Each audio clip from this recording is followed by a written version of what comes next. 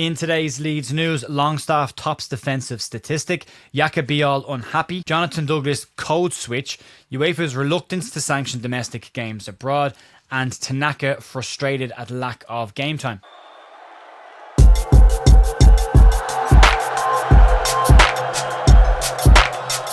Morning folks, welcome back to the Leeds View for Tuesday morning, the 7th of October with your Leeds United news. A lot of stuff to get stuck into, some Leeds adjacent stuff as well as Leeds news all up, but a very important story about UEFA's stance on domestic games being played abroad.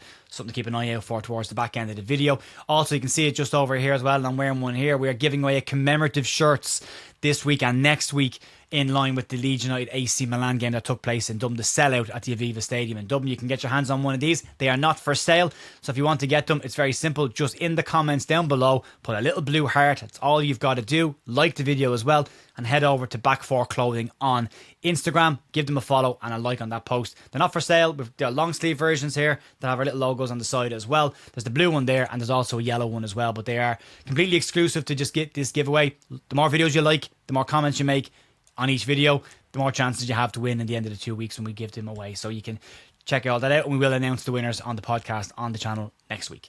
Let's move on. Let's start today with Sean Longstaff topping a defensive statistic. Sean Longstaff joined Leeds United for £12 million in the summer, and if we're all being very honest with each other, quite a lot of people didn't rate the signing at the time, and a lot of people publicly said that they were underwhelmed by the signing of Sean Longstaff. But once the campaign got underway, Longstaff has proven to be a very shrewd and sensible signing for Leeds United, and now the data and the statistics are starting to back up what we can all see with our eyes. Since his first game for Leeds United back in August 30th, no player in the Premier League has won as many tackles as Sean Longstaff. He tops that chart with 23 successful tackles. Leeds' defensive setup this season has been strong for the most part and a key factor in the really good start to the Premier League for the club so far this year. But it's not just Longstaff that's contributing to these Leeds' defensive resilience. According to the latest Opta statistics polls, they state that Leeds sit fourth on the shots conceded table, limiting their opponents to fewer shots per 90 minutes than the bulk of the Premier League. We just need to stop them going into the back of the net now, the ones that they do have, and that would be great. But Leeds' next run of games after the international break will be slightly more palatable and potentially bring more points on the board. But the defensive solidity that Leeds have shown so far this season will still need to be a major part of how Leeds approach these games. And Sean Longstaff's importance to this Leeds United midfield and what he brings from a tackling and defensive perspective shouldn't be underestimated or undervalued by any stretch of the imagination.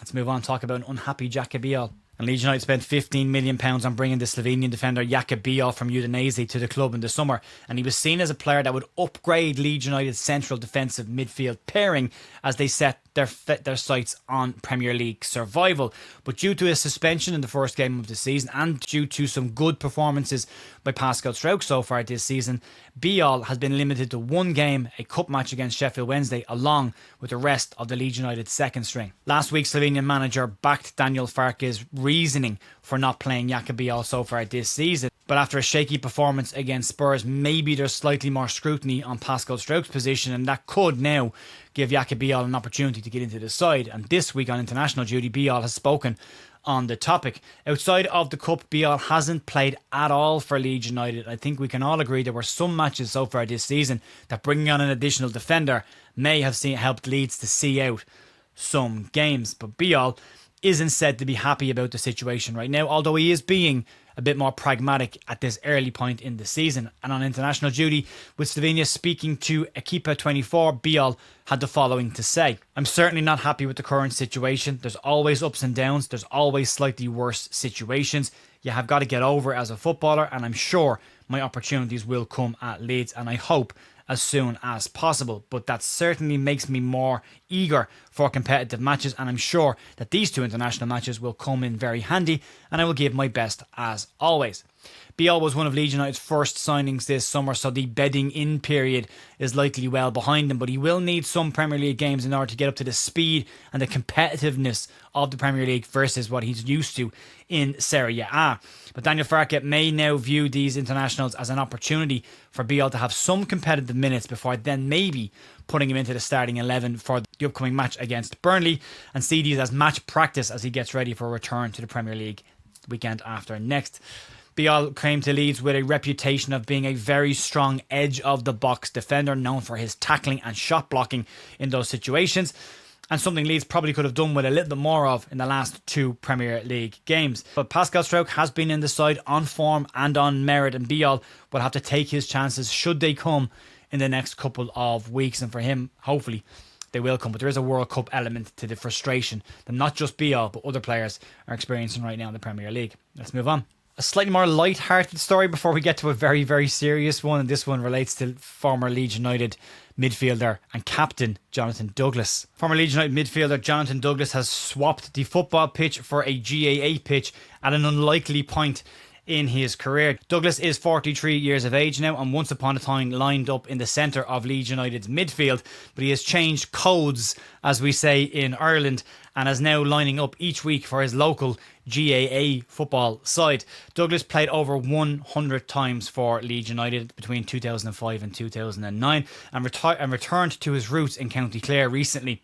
The former Republic of Ireland international captained Leeds United during one of the more turbulent times in the club's history, and the relegation to League One was a part of that. But he retired from the professional game back in 2017, and now Douglas lines up for a local GAA side, Broadford GAA, who he played for as a teenager before he started his professional football career. It's not uncommon in Ireland for this to happen. Kevin Moran, who played for Manchester United, once represented Dublin GAA. Niall Quinn also played for St Emmet's in Dublin before he moved across to England to play football as well. And once upon a time, former Irish international, now current England international, Jack Grealish, once upon a time played GAA for Warwickshire GAA and actually scored a point at Croke Park. It's an interesting change for Douglas, but it's nice to see him still involved in some game at this point in his career, and no doubt the professional stuff that he picked up during his football playing career will definitely help the local lads at the GAA in Clare.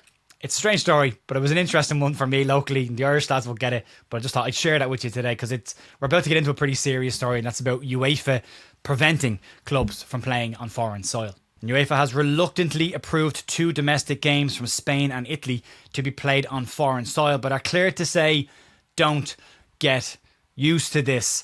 In a move that has stirred debate across Europe, UEFA have approved Barcelona versus Villarreal to be played in Miami and AC Milan versus Como to be played in Perth, Australia. But before clubs start packing their bags and getting ready for world tours, UEFA's message on this topic is very clear for now, at least.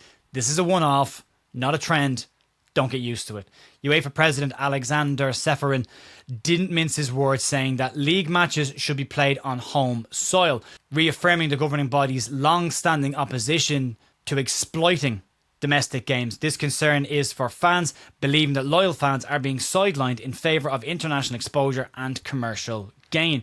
UEFA claim that their hands on this topic at this point are tied due to FIFA's current laws around domestic games being played on foreign soil being labelled as vague at best, but UEFA has labelled this approval as an exception due to the Winter Olympics taking place at the San Siro and Barca's game in the pipeline for a couple of years now.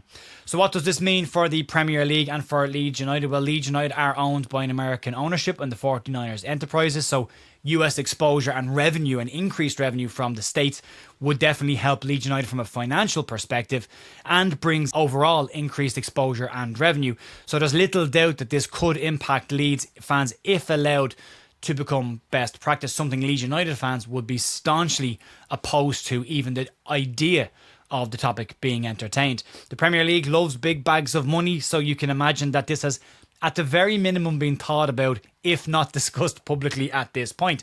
But UEFA's stance suggests that any such plans to play Premier League games on foreign soil at this point will face serious resistance unless FIFA lays down much clearer rules in relation to this. As with the European Super League, fans will need to keep their eyes and their ears open on this and their voices very much heard, and not drop their opposition to these types of events and prevent a handful of teams from monopolising and damaging football from what it's supposed to be, a game first and foremost for the fans.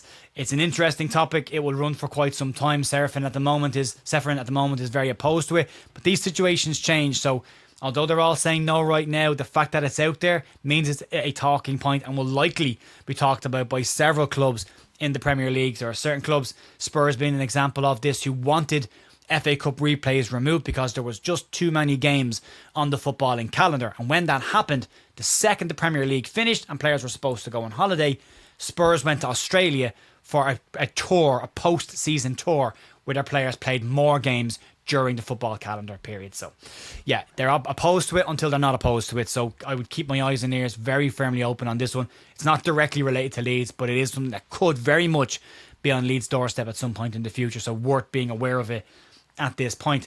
Let's move on and talk about another Leeds United player who's frustrated at his lack of minutes right now, and that's Tanaka. We've heard from Tanaka Bijol regarding his lack of minutes, and now it's the turn of Japanese international Tanaka, and Tanaka has travelled as part of the Japanese national side for their international games this week, and will be hoping for some starting minutes in the upcoming games after being on the bench for Leeds' last 4 games.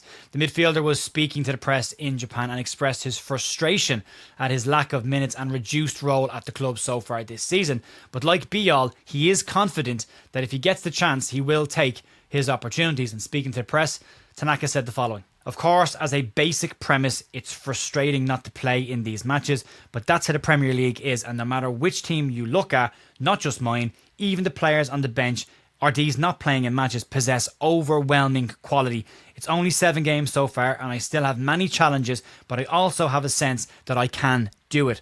I think that I need to perform when I get the chance, and there's been mentally tough moments during the injured period, and I just need to do what I have to do, and the fact that I can play in the Premier League excites me for every single match." A very balanced approach and logical approach from Tanaka as always, but you can understand maybe the highlighted issue with these players around lack of minutes right now. This is a World Cup year, and all of these players will want to be playing consistently if they want to not just make the plane for the World Cup to the USA, but also be in the starting lineups for their sides when they get there, something that Isaac Schmidt also took into consideration when he pushed for his move away from Leeds United this summer in order to play more minutes, get regular game time, and be part of Switzerland's World Cup squad come the end of the season. But both players, Bijol and Tanaka, are both being pragmatic about this. They both said the same thing: we're not happy we're not playing, but we understand the reasons why. When we get the opportunities, we've got to go and take them. And that is the competitive nature of the Premier League, and Leeds United need a competitive squad if they are to be successful in the Premier League this season. So it's an interesting one to keep an eye on. We'll see them international duty this week. We will give you the updates on how they're getting on during their international games. We will have the watch-alongs for the Ireland matches over on bigup.com. I'm doing this to myself. It only impacts me. It'll depress me for a couple of days, and then we're back to normal talking about Leeds. But we're nearly through the first week already. We're 2 days in, nearly over, and then we can focus on more football. But that'll be it for me today, folks. Massive thank you as always for supporting this channel, and I'll be back later on tonight with the podcast and back tomorrow morning for more Leeds news. See you then. Talk to you. Bye.